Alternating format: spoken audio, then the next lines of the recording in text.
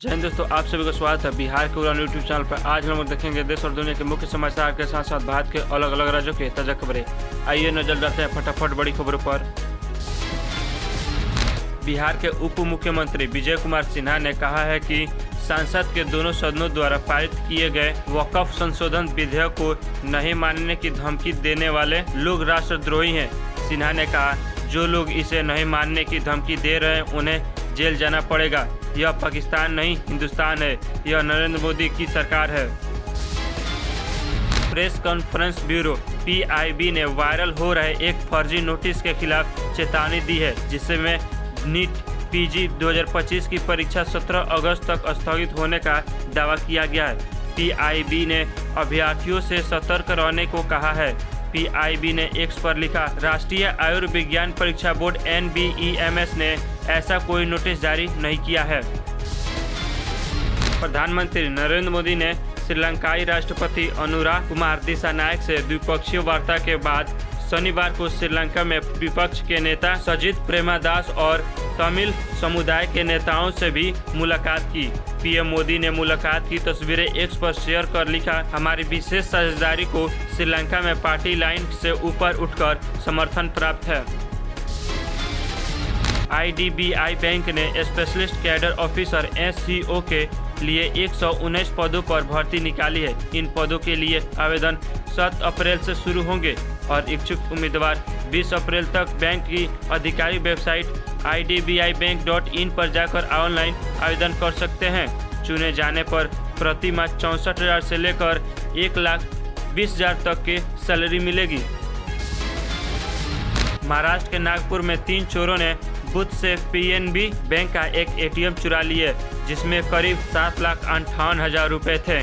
चोरों ने ATM को उखाड़ा और उसे पिकअप वाहन में लाद कर फरार हो गए। रिपोर्ट्स के मुताबिक चोरों ने ATM में लगे CCTV कैमरों को जला दिया और बूथ पर काला स्प्रे भी किया ताकि कोई सबूत न मिले। संसद में वक्फ संशोधन विधेयक पास होने के कुछ ही घंटे बाद केरल में मुंबई में ईसाई धर्म के 50 लोग बीजेपी में शामिल हो गए। यह करीब 600 परिवार, अधिकांश ईसाई, कई दिनों से विरोध प्रदर्शन कर रहे हैं, क्योंकि राज्य वक्फ बोर्ड ने उस 400 एकड़ भूमि पर दावा किया है कि जहां वे कई पीढ़ियों से रह रहे हैं। MP के आगरा मालवा में एक बस ड्राइवर की हार्ट अटैक से मौत हो गई, जिसके बाद बस अनियंत्रित होकर सड़क किनारे खड़ी बाइक और ईंट के ढेर से टकरा गई, जिसका वीडियो ऑनलाइन सामने आया है। हालांकि हादसे में बस से सवार यात्रियों को कोई नुकसान नहीं हुआ। ड्राइवर को अस्पताल ले जाने पर डॉक्टरों ने उसे मृत घोषित कर दिया। प्रधानमंत्री सुरक्षा बीमा योजना के तहत 18 से 70 वर्ष की आयु वर्ग के लोग 20 लाख के वार्षिक प्रीमियम पर 2 लाख रुपए तक का बीमा कवर ले सकते हैं। यह योजना दुर्घटना के कारण मृत्यु या दिव्यांगता के लिए कवरेज देती है। इसमें मृत्यु या पूर्ण दिव्यांगता पर 2 लाख रुपए तो वही आंशिक दिव्यांगता पर 1 लाख रुपए का कवर मिलता है। संसद में वक्फ बिल पास होने के बाद केंद्रीय मंत्री चिराग पासवान ने कहा है कि उनकी पार्टी ने जो भी फैसला लिया है वह सोच समझ कर लिया है। उन्होंने कहा, वक्त बताएगा कि चिराग पासवान द्वारा लिए गए फैसले आपको मुसलमानों के हक में थे या नहीं। चिराग पासवान ने आगे कहा, LJP आर्क ने इस विधेयक का समर्थन सोच समझकर किया है। संसद के दोनों सदनों से वक्फ संशोधन बिल 2025 पारित होने पर बिहार के राज्यपाल आरिफ मोहम्मद खान ने कहा है कि यह सुधार की दिशा में सही कदम है। उन्होंने पत्रकारों से सवाल पूछते हुए कहा, पटना में भी कई वक्फ प्रॉपर्टी है, लेकिन इसके जरिए कितने अस्पताल और स्कूल या अनाथालय बनवाए गए, जरा नाम बता दीजिए।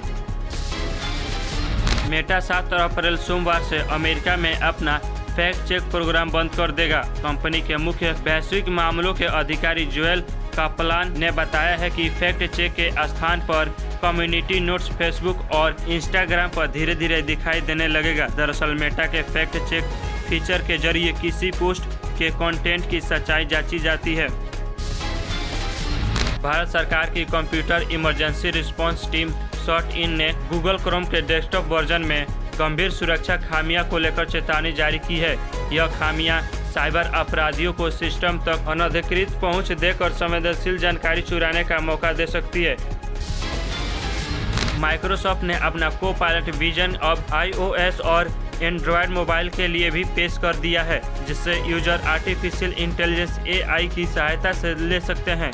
पिछले साल लाया गया यह AI असिस्टेंट अभी तक एज वेब पेज तक भी सीमित था। कंपनी ने बताया कि को-पायलट को कोई नई सुविधाओं के साथ अपडेट भी कर रही है। दूरसंचार विभाग ने बताया है कि अब लोग रेलवे स्टेशन, ट्रेन में गुम या चोरी हुए अपने मोबाइल फोन को RPF और संचार साथी पोर्टल की मदद से ब्लॉक और ट्रेस कर सकते हैं। दरअसल संचार साथी पोर्टल को रेल मदद ऐप से जोड़ दिया गया है, जिससे वहां की कई शिकायतें अपने आप संचार साथी तक पहुंच जाएगी। रिपोर्ट्स के मुताबिक एक्टर विकी कौशल की फिल्म छावा 11 अप्रैल को OTT प्लेटफॉर्म नेटफ्लिक्स पर रिलीज होगी। 14 फरवरी को सिनेमा घर में रिलीज होने वाली यह फिल्म इस साल सबसे ज़्यादा कमाई करने वाली बॉलीवुड फिल्म है। रिपोर्ट्स के मुताबिक छावा बॉक्स ऑफिस पर 600 करोड़ रुपए से ज़्यादा की कमाई कर चुकी है। वहीं इस फिल्म में रश्मिका मंदाना लीड एक्ट्रेस हैं। एक्ट्रेस कंगना रनौत ने फिल्म इमरजेंसी के लिए कांजीवरम साड़ी तोहफे में मिलने की जानकारी दी है। उन्होंने इंस्टाग्राम स्टोरी पर एक पत्र शेयर किया, जिसमें लिखने वाले ने उनकी फिल्म इमरजेंसी की तारीफ की है। इस पर कंगना ने लिखा, मुझे इमरजेंसी के लिए एक शानदार बुनाई वाली कांजीवरम साड़ी मिली। यह बेकार की कई ट्रॉफियां पाने से बेहतर है। अमेरिका राष्ट्रपति डोनाल्ड ट्रंप द्वारा टैरिफ घोषणा के बाद टाटा मोटर्स की स्वामित्व वाली जगुआर लैंड रोवर ने अमेरिका में ब्रिटेन में निर्मित अपनी कारों के निर्यात पर रोक लगा दी है। कंपनी ने कहा है कि वह टैरिफ के प्रभाव का आकलन कर रही है और संभावित रणनीतियों का पता लगाने के लिए तत्काल शिपमेंट पर रोक लगा दी है। भारत ने ऑपरेशन ब्रह्मा के तहत भूकंप से प्रभावित म्यांमार को नौसेना के एक पोत से शनिवार को 442 मैट्रिक टन खाद्य सामग्री पहुंचाई। यांगून स्थित भारतीय दूतावास ने एक्स पर कुछ तस्वीरें शेयर कर लिखा, INS घड़ियाल के जरिए खाद्य सहायता चावल, कुकिंग ऑयल, नूडल्स और बिस्किट की एक बड़ी खेप आज थिलवा बंदरगाह पर पहुंचाई गई।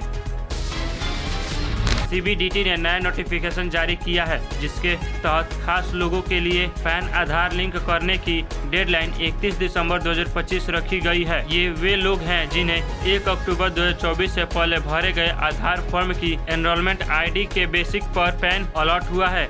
अन्य पैन होल्डर्स पेनल्टी के साथ इन्हें लिंक कर सकते हैं।